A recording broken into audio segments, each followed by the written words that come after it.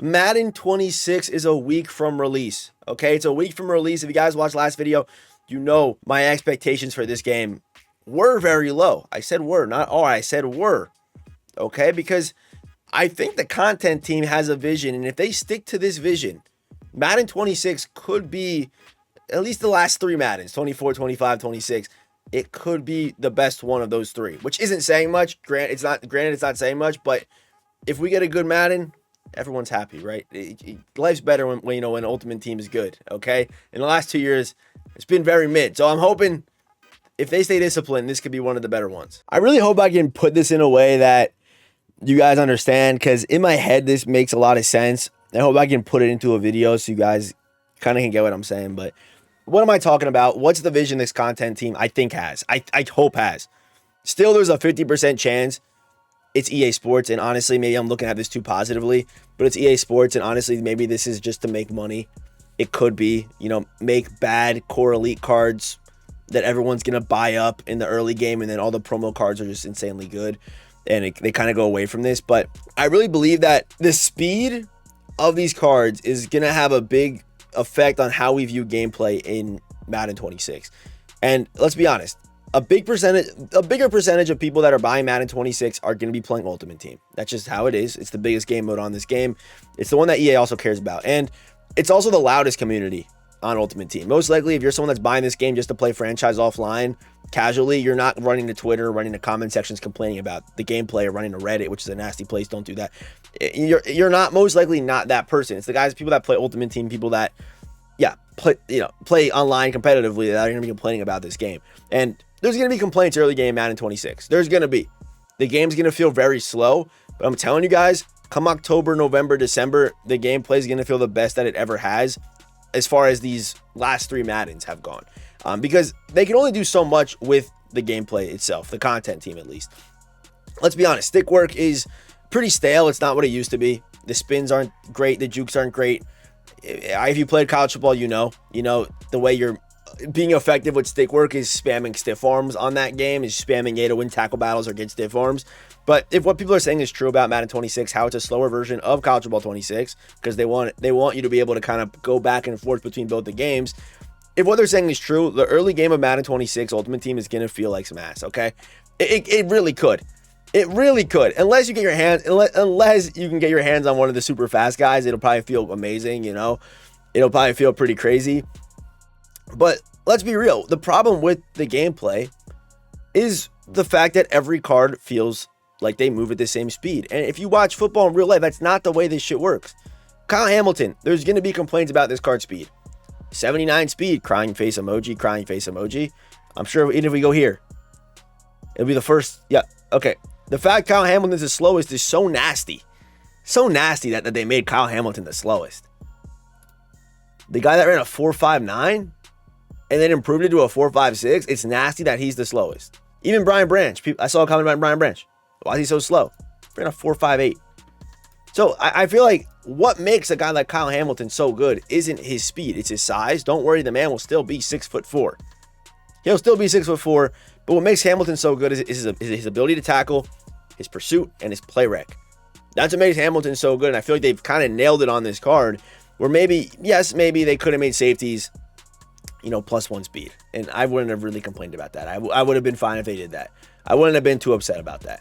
Okay, even free safeties here, they are 81, 82, 81 speed on Antoine Winfield Jr., Kirby Joseph, 79 speed. But I think the biggest problem is you feel like even when you get whatever the fastest card in the game is at the time, or a top 2 speed guy, let's just talk about the early game right now. 85 speed, probably will be 86 speed, will be the highest on Tyreek Hill. We're going to see today at 5 p.m. Eastern when they reveal receivers and corners. We should get a better feel. But, a guy like Tariq Woolen, whenever, if we see his card today, which we might, he should be a blazer. He should be very quick. He ran a quick 40 time, and he's someone that relies on his speed more than he relies on his ability to play man or zone coverage. Yes, I'm not saying he's terrible at either of those things, but that's just what it is, right? That's fact. He's a quick guy. That's what he relies on the most. And even a guy like, for example, like if we go to strong safety here with Jeremy Chin, we'll go back over here. But a guy like Jeremy Chin, he's an 80 overall, but he's a guy that relies more on his speed than he does his play rec or his ability to play zone or man. That's how he's He's a little less polished than a Kyle Hamilton. That's how they play in real life, right? So if EA can stay disciplined with this, maybe safety's kind of a bad example. I think the best example of this, where am I going? I think the best example of this, honestly, if we scroll down here, is going to be defensive tackles, because this is where we're really going to see if they just blow it all to make money. If the first, any legend drop, really, if we see an 80 speed Warren Sapp before November, we're in trouble. The game's gone, okay? And yes, there are unicorns, but if we start getting 80 speed, 82, 83 speed defensive tackles or even ends, the game's already gone. And what I'm saying in this video doesn't matter, but I feel like you should be able to feel a clear speed difference between defensive ends, defensive tackles, and running backs. And yes, pursuit. You kind of get that quick shed and you kind of get that quick burst of energy or quick burst of speed with pursuit. Keep that in, but don't allow these guys to get that block shed, that pursuit, and then maintain that speed and be catching my running back, who is supposedly one of the fastest cards in the game at the time. It just makes the gameplay feel super stale. It makes it feel like, you really can't do much with the ball in your hands. Even that same goes for receivers. I feel like my receivers will catch a comeback route and somehow a defensive tackle is the one that makes the tackle 35 yards down the field. That doesn't happen. It shouldn't feel like every card is the same speed. So if EA can stay disciplined with this, the gameplay is going to feel the best that it ever has. But they have to stay disciplined. If they start just dropping super fast guys to sell packs, the game's gone. Okay, Saquon Barkley, yes. When Saquon Barkley, even Derrick Henry, when Derrick Henry gets to max speed, there are very few guys in the league that play defense that can catch him. There are very few that can catch him, and that's exactly what they're doing here. I see the vision. If they can just stick by this, and also this does kind of depend on if some stats like play rec and pursuit are really going to matter, because I feel like most years they really don't. Like look at even Fred Warner. Fred Warner's a little bit slower, but he has really high play rec, really good tackling, really good pursuit. So you're going to, I would assume, we can't see the pursuit, but he will have good pursuit. And just think how many times you're playing Madden the last couple of years, and the play finishes, and there's 8 guys around the football. There are 5 guys involved in the tackle. Does that, when have you ever seen that? I guess, yes, when you're running a inside zone, yes, that'll happen. But I mean, like, you run a stretch run, you're one-on-one with a corner and a receiver, right? You're one-on-one with those guys. You got to make maybe one safety miss over the top, right? But the play finishes, and the whole team is around you when the play finishes. How many times does that happen? When you watch real football, how many times does that happen, right? At most, it's 2-3 guys maybe that get involved in one tackle. But in these games, because everyone on the field has, as we kind of get into the year, has maybe a 3-speed differential for every position, DT, D-end, edge rusher, linebackers, safeties, corners. They all have maybe a 2 to 3 speed differential. It's why the game feels this way, and it feels terrible. So what's the fix for this? To me, the fix is keep speed relative to position, okay? When you're looking at making an upgrade for a player, don't look at, the top speed player in the game is 85 speed. Let's make an 83 speed defensive tackle. Don't look at it like that. Look at it as, the top speed defensive tackle in the game is 68 speed. Let's drop a 70 speed defensive tackle.